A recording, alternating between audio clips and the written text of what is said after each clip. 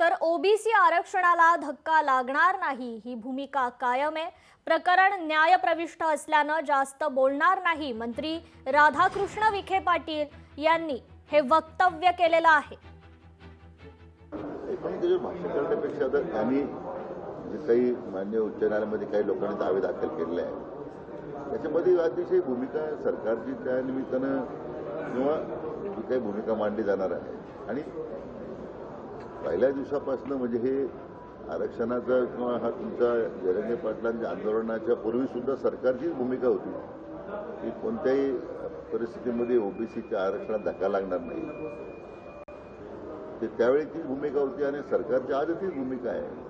आणि मला वाटतं न्यायालयीन प्रक्रियेमध्ये त्याच्यापेक्षा जास्त भाष्य करणं बरोबर नाही, कारण मग काय की वेगवेगळे संदर्भ पुन्हा वेगळ्या माध्यमातून येणारे वक्तव्य न्यायालयामध्ये सादर होतं। लोकशाही मराठी ऐका, पहा, जागरूक रहा।